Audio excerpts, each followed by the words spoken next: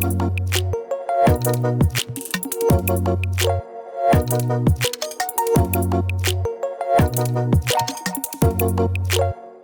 I'm Susheel, and this is another monthly once part of the Ooru Labs podcast with Sathya Sankaran, who is the host of Ooru Labs. Monthly once is basically a conversation between the two of us where we try to discuss everything that is related to urban issues where you would have spoken about it. And I'm glad to be back here, Satya. Yeah, we've been talking a lot about the issues, and I think last month we had a good episode on the comments that were coming in. There haven't been too many other comments coming in, so we thought we'll pick up something that's close to my heart. Yeah. What is that? Cycling. That's how I know you. I mean, though I don't cycle, we did the first cycling. I mean, I know earlier than 2019 was when we did the cycle day in Sanjay Nagar, and I think somewhere else also we did the cycle day. I'm not very sure exactly where, but that's how we connected. And subsequently, we also did the 2019 Ride for Safety cycle event in Cubbon Park. We were aiming for 700, 800 cyclists to come, but we ended up having 3,500, which was a big surprise. But there was also a lot of support from the government that edition. Now we call it the Pedaluru, which we will talk about later in the program. But what got you into cycling? Why do you think it's important for Bangalore to go for cycling? So we realized this very long ago, Sushil, is there are lots of things that we do in transportation in the city. We all want to go from one point to the other, right? It's a utility for us that we go to work, we want to go and run errands around our house, and we also want to go out and meet people or go out shopping and things like that. So there is the household energy needs, there is the household errands that we run, then there is the need to go to work where we have a lot of transportation involved, and maybe go out and have fun with the family and other kinds of transport needs, right?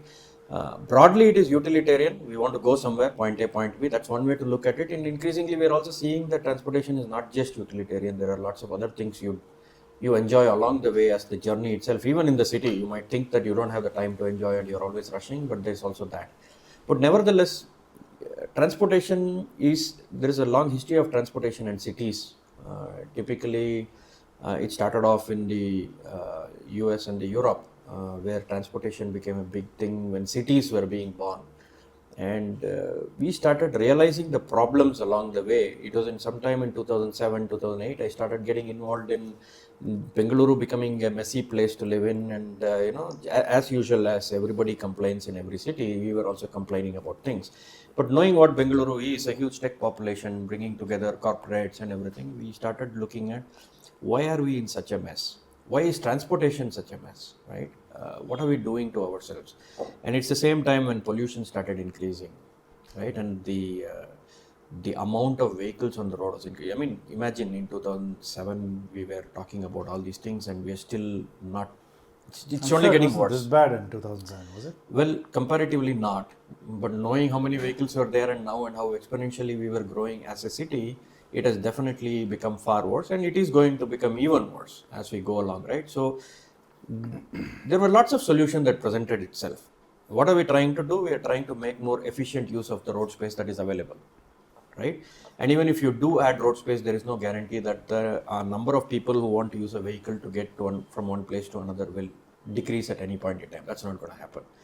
But when we do have vehicles, how efficiently we use our city to go from point A to point B, and how enjoyable that whole thing is, and how probably short, or even if it is long, is it worth it? Those were the questions that kept coming up in our minds, and a group of us started looking at mass transport as a big option, which was not being adopted by a lot of people who were coming into money because of affluence. Aspirations and affluence, and then aspirations related to affluence. Owning a motor vehicle became that much more easier, and And hence, we were looking at it as a problem that needed multiple options for you. We were not having many options. And the metro wasn't Yeah. that big, the suburban train wasn't even there, and the bus was the only big bulwark, and it wasn't even modern. There weren't any good availability of buses which compared or competed with private vehicles to make you comfortable and take you to different places. So there was a section of audience which were causing a lot of problems to the city, which is most of us. And we were choosing options that was actually getting the city more towards ruin. That's when we thought we aren't able to walk that much anymore. We aren't able to cycle that much anymore because most of us have also experienced this in many countries we go to. You don't even have to call it advanced countries. Any city with common sense had these options also available. Even a city which is heavily motorized or not at all motorized have a decent option to walk around. They don't try to not do that.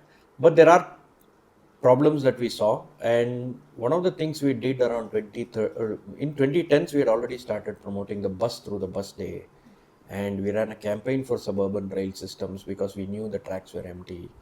And one of the other things that we saw was cycling played a huge part in many cities which had real aspirational goals of becoming livable. And those cities, you might think they are in a different phase of life or in a different economic phase and all those things, but no, we saw across many countries, many cities which are crowded or not crowded started looking at helping you walk and cycle because that's a active, efficient and healthy mode of observing, engaging and living in the city. That's when the whole movement of cycling started. 2013, along with the Directorate of Urban Land Transport, we started something called a Cycle Day, which has gone on for more than 10 years now, and lots of community partners. So there's a whole history around what Cycle Days did to the communities, which most people don't know. We don't tell that story well enough. There is a lot of communities now that got together because of that. Because RWS earlier used to be just sitting in an office, making some notes and meeting in a library or a community hall and going away. Some old people alone engaging. But increasingly, by doing activities on the ground with a very active mode like cycling, it started getting a lot of young people involved or middle-aged people involved in organizing all these things. Obviously, the old people can't run around, and they had to engage a lot of middle-aged and younger people. They say, "Why don't you guys come around and ask this?" So a lot of newer entrance into what was erstwhile RWS, boring old RWS in a job, right? In a trying very hard to actually engage these people, gave them a good excuse and built a huge community support. So cycling has come a long way in our city. You may not observe it the way you observe traffic. It's growing and you can see it and things, but the community of cycling has grown by leaps and bounds, whether it is recreational cycling, weekend cycling or whatever it is, and cycling for commute as well as an option has grown a lot since that time. 14,000 kilometers of roads in the city, and there's less than 200 kilometers of cycling, I don't know, lanes, roads, whatever that we have in the city. Do you think that's a good thing or a bad thing? It's not 200, we have just 2.5 kilometers or maybe another 2 on this side of town. No, I was even counting the OMR, sorry, the outer ring road, Kerpura, that side. That's just 17 kilometers. 17 That doesn't even kilometers, add to anything much. Maybe 25 it was when it was there, and that's been dismantled anyway. No, that's just 2.5, right? Like you said, there is 14,000 kilometers of roads in Bangalore inside the BBMP area, which is like 730, 800 kilometers, square kilometers, right? Now Bangalore is grown up to the whole BDA area of 1,020 or 1,300 square kilometers. That's the extent of urbanized Bangalore. And so this 14,000 will pale in comparison. It's probably 25,000 kilometers of roads already, if you take the peri-urban areas as well. But even considering BBMP is 14,000 kilometers, there's something called major roads in Bangalore. It's like wide roads, right? That's officially around 2,000 kilometers, which is like hardly 15-16% of the entire road network. These are supposedly the faster road network where more vehicles can go on those roads. And Like the it can be CBD faster. area, that side. No, like the outer ring road, the arterial roads, Okay. the 13 big radials that we have, they call them high density corridors, and there are a few wider roads here and there. So these are all around. Let's assume it has grown to around 3,000 kilometers of road, which is still just 20% of Bangalore. These roads, out of these roads, if 20% of roads are high speed roads which can allow 60 kilometers per hour travel, you can understand that those are the only dangerous segment which need to be tackled when it comes to infrastructure. So the representation I have been making for a long time is to make these 2 to 3,000 kilometers of roads safer. And along the way, when the comprehensive mobility plan came about in 2020, which was made again, it used to be called the CTTP, the Comprehensive Traffic and Transport Plan. Then it was called the Comprehensive Mobility Plan. This was done. And they included, I made a representation for 2,000. They said, no, Satya, it's just too much. Why don't we do something else? I said, I mean, if you just want to bargain over it, you put whatever number you want.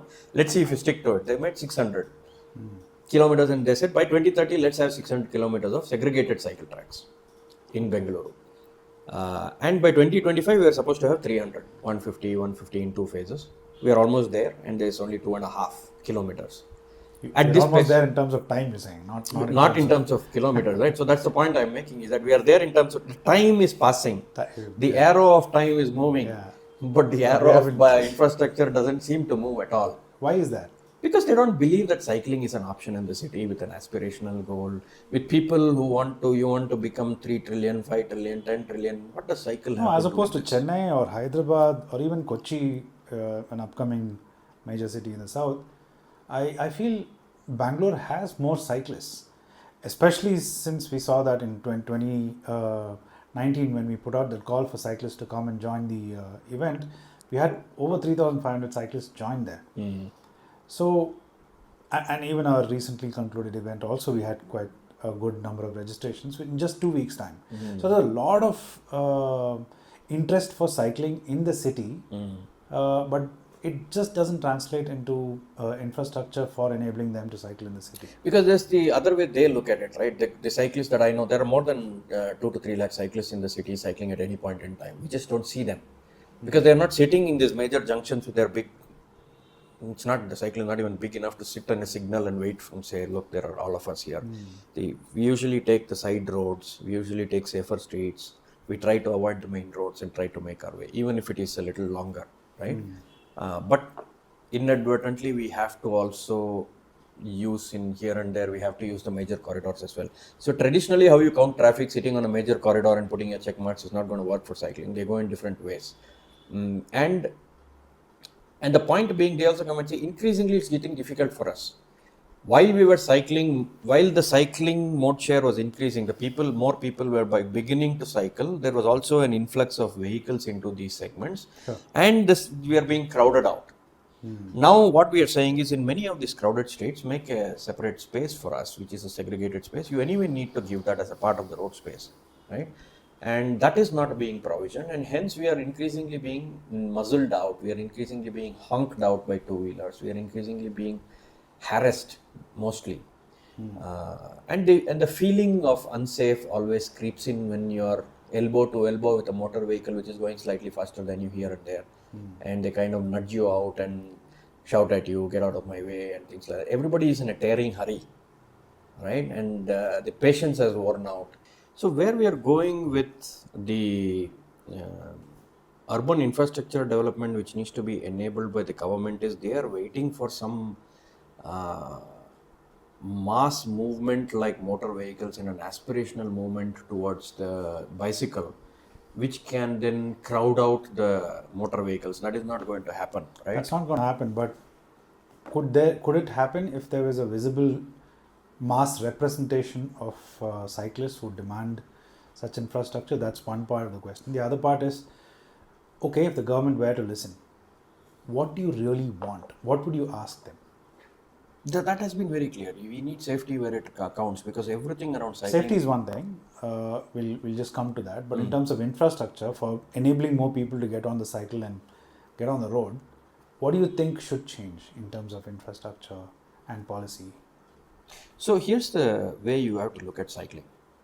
Again, I'll come back to those 14,000 kilometers of road space you're saying. A bicycle lane is a very important signaling of not only intent but of safety as well. When you provide a segregated bicycle track on those 2,000, 3,000 kilometers of fast moving traffic place, you send a signal to people that we value that you walk and you cycle more, and here's the space we are giving you, get out in the numbers and do it. That's one. And it has to be well connected, like in the metro, right? When you built the metro in only MG Road for 8 kilometers, that was a start. But if you had stopped there and said, look, nobody's going in the metro, nobody's going in the metro, then it would have just stopped there.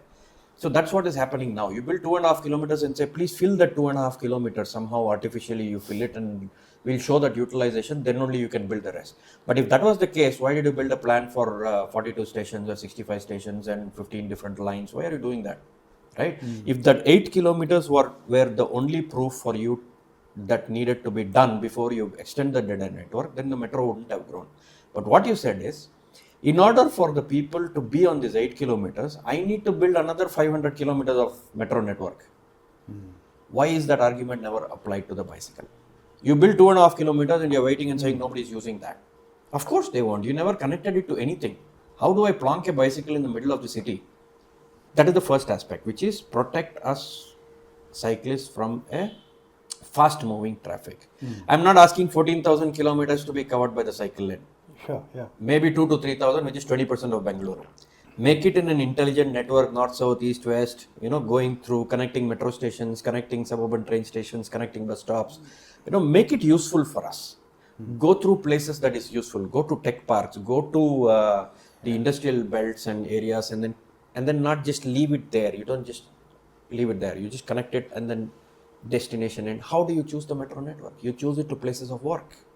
And you choose it to places of living, which is almost everywhere, but you build a cross connection network from different arterials, different, places of people living and working and all of those things. Use the same intelligence because this is also a network. If you build that network, it need not cover 14,000 kilometers. It only needs to protect us from the 2,000 fast moving traffic. The rest of the streets in front of my house, I'll use the road that is there.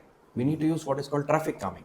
And anyway, in Bangalore and other major cities, the traffic goes slow. Yeah. It's not like we are ripping. That was what I was about to say, because I read a report where it said that the average speed of a Bangalore vehicle is about 15 to 20 kilometers per hour. 15 to 18. 15 to 18. Yeah, I can go faster than that on my bicycle anyway. Your bicycle can go faster. So there is this talk about safety issues for cyclists, which I think is definitely a real problem. But it's not as much a safety problem as, let's say, riding on a main road in Dubai, or even in our highways, or even in our outer ring roads and peripheral ring roads, right? So how dangerous is it to ride on Bangalore roads? Most of the accidents that happen when you go out in the morning on a highway for your exercise. Because you're going out to open, free, big roads thinking it is empty. The vehicles are also thinking the same. The person behind the vehicle is also thinking it's a big wide road and it is empty and I can go fast. Everybody's thinking when you get a little bit of space, you want to go fast. What essentially is safer is in the city when all of the traffic is congested and standing right there, and if you have a path, you can go faster. Or even if you don't have one, you can go faster. It is more irritating. There are more number of people around you, hassling you, getting close to you and all that. That irritant factor is there. That is not the same as being unsafe. Yeah. If you equate irritation to unsafe, then there is a problem. Free to safe is not correct. Free roads, empty roads are not safe. Congested roads, irritating roads are safe. So that's quite a... It's quite counterintuitive, but that's what it is. You can logically see where I'm going with this. If it's a crowded road and there are people and you have a small, that's what scooters go through, right? Because everybody else is stopped. You're moving. All you need is your movement. Right? So if you can enable that movement, you will go faster, and probably more people will say, I should be on that cycle, I can go faster.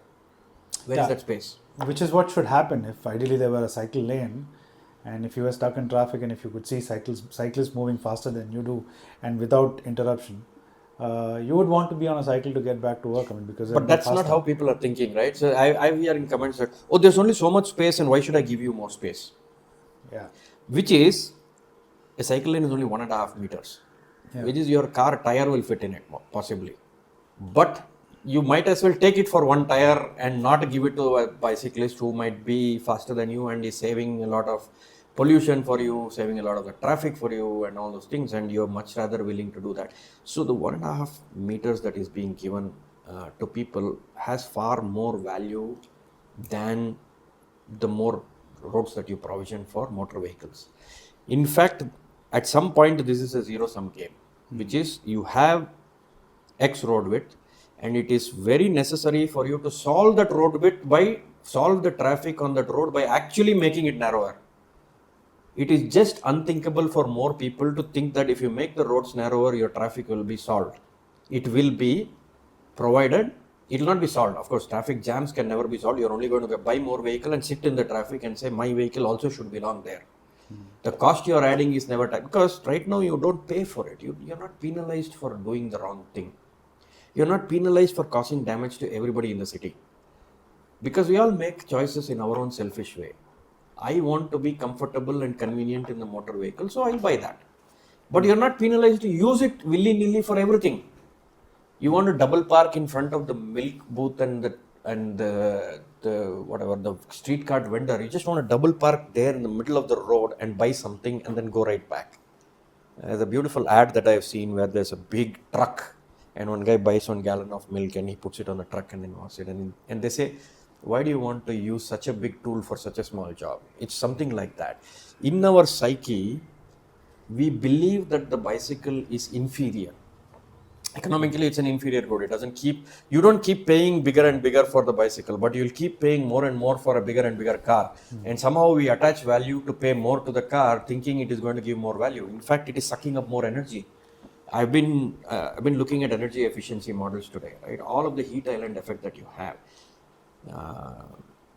The actual efficiency of motor vehicles energy in transportation is only 22%, which means for every 100 units of energy, it could be joules, it could be watts, whatever you want to call it, you're only consuming 22% of it.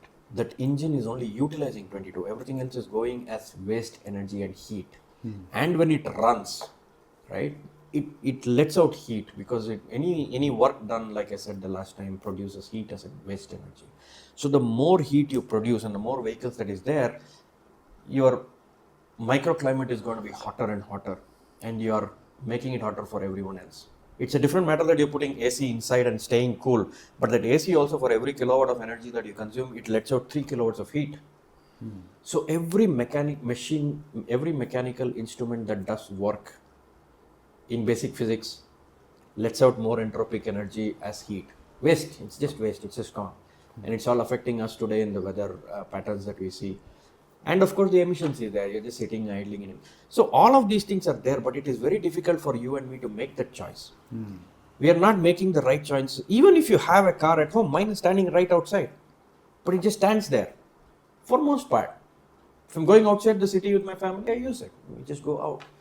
So in all of these things, what I'm seeing, Sushil, is that increasingly it is very well known that we need to adopt more active modes of transport, say like cycling and walking, in order to solve traffic in the city.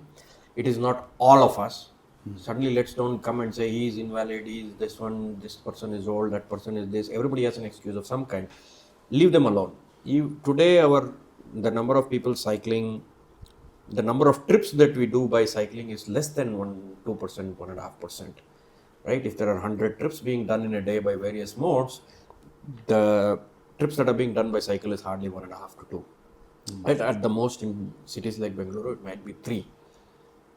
Ideally, you should be looking at 10 to 15% of that in a healthy city, which has a livability quotient. We are counting ourselves, Bengaluru, as among the top 10 innovation hub and the 4th largest innovation cluster in the world and all of those kind of things. You go to any other innovation cluster in any city, any country, any continent, anywhere, they have far better quality of life.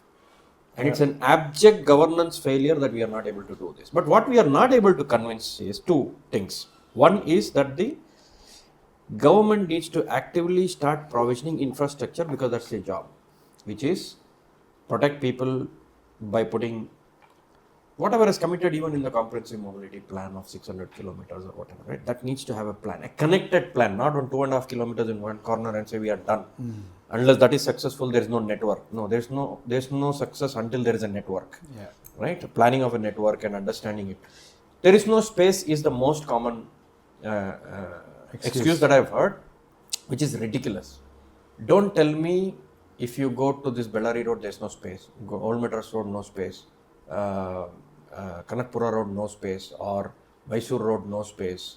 Pina, the Tumkur road, no space. All of these places have spaces. There's already a cycle track also in the city and you can do those connections.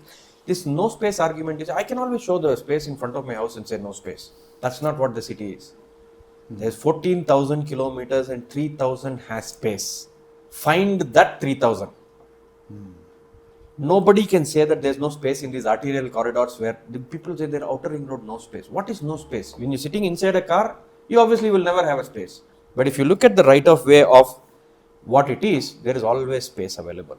If you can't give it to walking and cycling, your city is doomed. You can have all the space you want and your city is completely doomed. It doesn't really matter. How do we communicate? This is the biggest challenge we have today in the city is people need to start not thinking from inside the car. How do you think for the city and its livability, and you want to retain, because Bengaluru has to continue to reinvent itself as a livable city. There's just too much negativity going around about traffic. Yeah. And you are continuing to think that you will solve the traffic by being in the traffic. You cannot do that. You can never solve the traffic by being inside the traffic. In fact, it is a zero-sum game where you have to cut some things. Who has the guts to cut something? That's the government challenge. For the people also, I am increasingly looking, this is where I started working with you on understanding how do we look at bringing together people for this. You asked me that question, I'll ask you back. As a communications person, where do you see the need? For me, the need clearly is if people have to solve the city's problem, which is the biggest trend. So I had a report recently from IISc which said more than 60% of the trips in Bengaluru are repeated work trips. Which is going to office, coming back. There's a 40% of different things, cargo, this, that, last mile deliveries and all that. 60% of it is repeated back and forth. And 40% of that is tech-led, in this city at least. Tech workers going and coming back. And all. So corporates have a large role to play in looking at, and they also have increasingly, I've realized ESG goals are coming up. SEBI has already started the BRSR reporting for most people. Scope 3 emissions under which employee transportation falls is going to be a bigger challenge to measure, right? Now you're getting it easy, but in a few years time, you're going to have to start measuring and monitoring everything. And I did start this platform called Altmo, which is trying to count the number of people, and now we are trying to roll it out to many people. But where do you see the communications pitching in? Because if we have to talk about this topic and try to explain these things repeatedly again and again, and a lot of people are still not getting it, there's something wrong with what the understanding in the general public is about cycling, walking, active mobility, public transport. Why is this so difficult? I mean, I can understand you don't want to do it because innately you are too young, you suddenly want to buy the car and you feel that this is going to be an obstruction to a car, which it is not. How do you think we should go ahead in communication? The thing is, the first problem is that there is no visible representation of the existing cyclists itself in the city, right? You yourself said this earlier in the conversation that people or the powers that be look at the vehicles and the vehicle owners because they are more visible. The cyclists are almost invisible, right?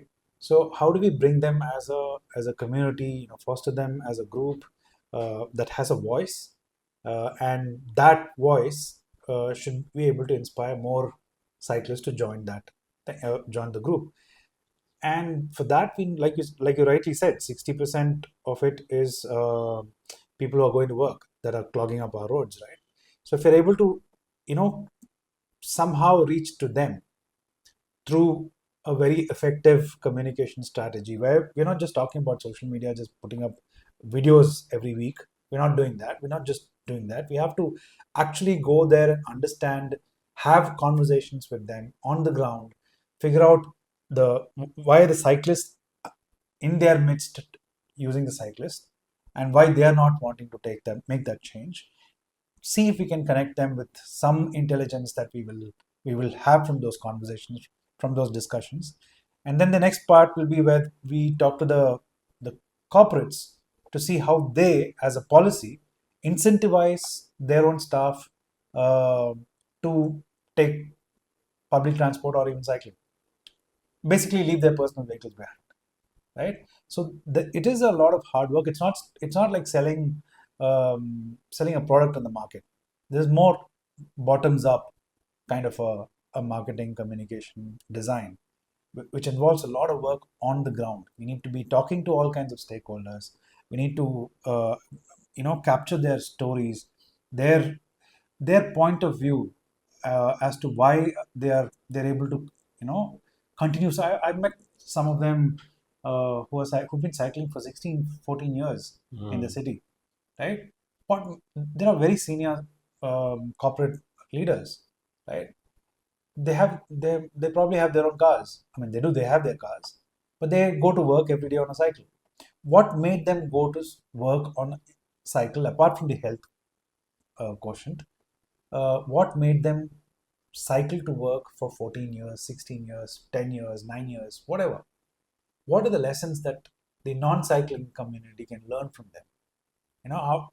There are some stories that I've even heard from some of these cyclists that, I mean, the now cyclists, that when they used to go in the car, they became more hypertensive, their stress level increased, and by the time they reached the office, they were almost tired.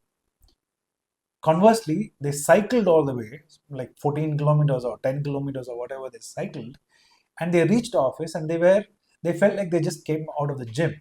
Just the same feeling like how you would feel when you came out of the gym, right? I mean, you would feel that after 1.5 hours in a gym, you'd feel really exhausted and tired, but that's not the feeling most people who exercise on a daily basis feel. They feel very pumped up, they feel charged, they feel very confident and things like that. So we need to make these stories, make these points. How do you stitch communication strategies based on these things instead of just making posters and videos every month, which is easy to do, but this is where the real communication lies. And for that, we need a community, a well-defined community of cyclists that come together, speak and cycle together, and then you know uh, help foster this change. Maybe the Pedaluru So, is a great example. right. So you came up with Pedaluru and you told me, let's do this, right? We were thinking about, and as Altmo, I partnered and said, well, how can I help build this campaign into something that can actually change commute in the city? What was your thinking behind Pedaluru and what was the inspiration behind Pedaluru? How did this come about? Of course, we have had this conversation for I think last 7 years. We've been having these conversations. We wanted to have an event that's not really an event, but it's more of a community coming together in order for a show of strength. Because like you said, the government doesn't look at cyclists as a reality itself. But if, let's say, there are 15, 20,000 cyclists coming for every event of ours, that's a large number. Right? The police department will get to know, the UDD department will get to know, the BBMP will get to know, the powers that be will start taking note, and it would help people like you, I mean, who are liaising with the government to have better infrastructure, better policies that are conducive for cyclists in the city, and and even for safety of all these cyclists to come in the city. Don't you think that would really make an impact if we just built an event like Pedaluru? Again, I'm saying event for a lack of a better word, because it's more of a community coming together. But that's what it's going to always be, a not-for-profit, uh, citizen-driven movement. We're calling it an event because that's what it is right now. We just finished one edition recently, but don't you think that would help you and people like you who have been champions of cycling in the city to help see the government uh, that this is real and this is a big community that is coming into shape, and it could be a much bigger community that could help decongest the city if affirmative action were taken in that regard. How do you think corporates should react, and how do we make them a part of Pedaluru?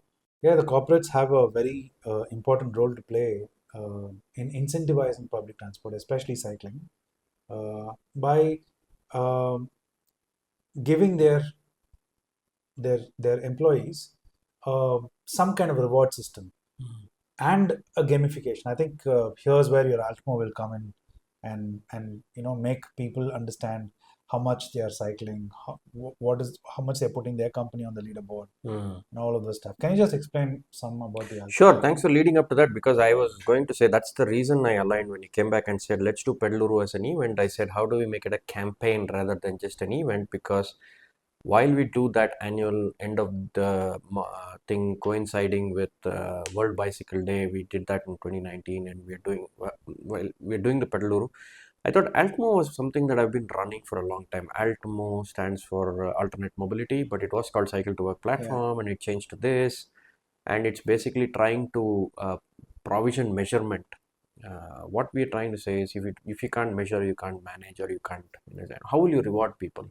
Anybody can claim I did this. You can do generally give everybody anyway. Oh, here's a cycle, go do whatever you want.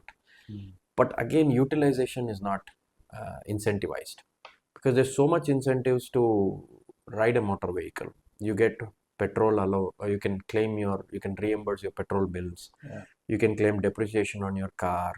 You can get a loan probably for that. Your insurance gets done, whatever, right? You'll get money for almost everything. Fuel bills, that's the biggest thing, right? Yeah. But the cost of that vehicle is not being reimbursed, which is you're causing deaths due to pollution. You're causing urban heat island effect, which is having other untold miseries. You're directly contributing to climate change. None of that is measured at the petrol bunk. You only pay for the fuel. You don't pay for all these other things. It's not at all costed. And when you get parking, some companies may charge a little bit for parking, but it's never the true cost of parking. You get free real estate in a very real estate starved city, which is expanding outwards. You are continuing to provision for increasing number of vehicles in multi-storied blocks. That could be working spaces, which leads to revenue and productivity for everyone. You're probably doing something. If it were a seat and it was working, or it were a machinery, or it were a plant, or it were a lab or some such thing, it was contributing productively with those capital assets.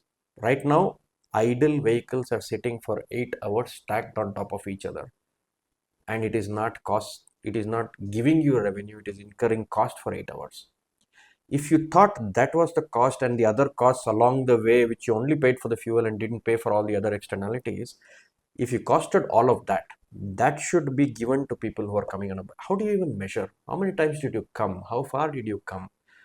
How much of petrol did you save? How much of fuel did you save? How much of consequential health benefits you accrued, and to the society, not just for yourself? You came and you felt like you were gymming yourself in, you got some nice workout, loosening up your thing, and you were living close by and you took the cycle, or you lived somewhere far but you cycled to the metro station.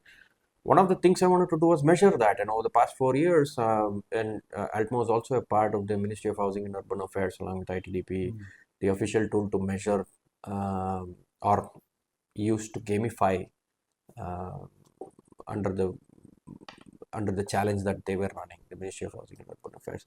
And increasingly, we are seeing that corporates would love to measure and understand and then give rewards for doing more and more and more. And we had our first company coming in, and we rewarded them in Pedaluru 2024, where we said, thank you for doing this, and you're putting money where your mouth is, and you actually took this tool and started doing the June challenge. It's underway for their company, and they're measuring and they're trying to gamify. We'd like to work with more and more corporates who can spare a little bit of money for their employees and incentivize them based on the things they do and not what they say that they might do. So you could give a bicycle, you could give a gym membership, you could give parking and all of those things, and then sit and watch, hoping it would happen. But there is no continuous motivation, incentive and things like that, right? You need to encourage people to do something. Where are your financial rewards for this? On utilization, not on capital, not buying the bicycle alone, but using it for the whole year. How do you measure?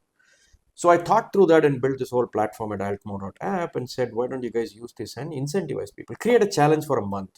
Create a challenge for a quarter, right? It will get you some. You might plateau at some point. That's when you need to come back and say, now I'm going to use this to say those who have actually been contributing a lot on bicycling and all that, we'll hold them up and we actually give them financial rewards. Sure. That's going to help. It cuts down the cost, it gets you more revenue, and you could roll it out to the bus as well. The bus pass, you're not going to say how many people came in a bus today, show me how it is. But on a bicycle, you can actually do that with these tools and use it for your scope 3 measurement as well. You can come back and claim these as offsets that you have been doing all along, and you can carbon credits. There are lots of opportunities to do so many things if you know how to measure the activities. It's not a climate watching platform, it's a climate action platform. If you don't create a challenge, you can watch all you want, but people are not going to do anything with it. So how do you take action over it? And if corporates step up and put their game on, I'm sure the government is going to listen. Yeah, that's what I wanted to ask you, because if you're going to be having many people, record their data and how much they cycle on a daily basis, and if each corporate has their own set of data by putting them on the leaderboard, that itself as a cumulative data would make us make us do a very strong case, put a strong case with the government saying, hey, listen, it's not just so many cyclists here, but this is the kind of cycling that they're all doing. And this is saving so much for the city in terms of decongestion, in terms of fuel costs saved, in terms of all of that. Do you think that would have an impact in the policy or the infrastructural asks that we have from the government? And it has already been done. So if you look at the DULT's, the comprehensive mobility plan, there's a page down there which says that the 600 kilometers came out of this data from Altmo. Okay. It's right there, it's plugged in. Okay. And the 17 kilometers of the outer ring road cycle tracks were also done when we were able to show that 54% of the companies that were registered on the Altmo are along the outer ring road. I have more than 500 companies there, and in the whole this thing, and out of the X number of riders, there are more companies on the outer ring road. So why don't you put up pop-up bicycle lanes there? Data helps governments make decisions. It's de-identified, anonymized data, but they know where people are going, where people are coming. Where do I focus my efforts? Things like that. It will definitely help, and I think for corporates also, it is a very useful way to say how do I and that's the reason Pedaluru interested me, is that how can Altmo support Pedaluru to not just bring communities together, how do we reward corporates who are doing these kind of things? And that's why I immediately latched on and said I want to support this in whatever way I can, and getting other partners to the table and see how we can support. And hopefully from next year onwards we can be able to reward more companies and also incentivize them to that is by itself a very good incentive for corporates to sign up, in the sense like for all the things that you explained, for them to achieve their ESG goals. I think it's a great opportunity for all the corporates to sign up for the Altmo program, so that it would also help us put a very strong case with the government to add the infrastructure necessary and the safety for cyclists and the policy changes that they might have to. True, I'm looking to get 100 companies on board. A lot of development organizations are interested in supporting and seeing how we can scale this kind of measurement. It works in large cities. In fact, I was in Hampi last week, and I'm trying to do a different thing there, which is cycle tourism. 6,000 foreign tourists during peak season land every day in Hampi. Oh. This doesn't even include the domestic tourists, the architecture students who go there, and a lot of those things. It's only 10 kilometers from Hospet. And I'm working with the Rotary guys over there and the cycle stores and many other hotels to see how we can put up cycle tourism in a big way, whether it's e-bicycle or not. So that place has a different use case, and that's not about Altmo or anything, but it's going to probably be a Pedaluru there as well, in terms of celebrating the use of bicycle to preserve the monuments and heritage over there, and yet give people a way of commuting or enjoying the it's already there. They're doing it in small pieces. I'm just trying to consolidate, bring voice, and bring some attention to it in a logical way, that people, the minute they go there, they should say, hey, where's the bicycle store, where's my bicycle, let's just go.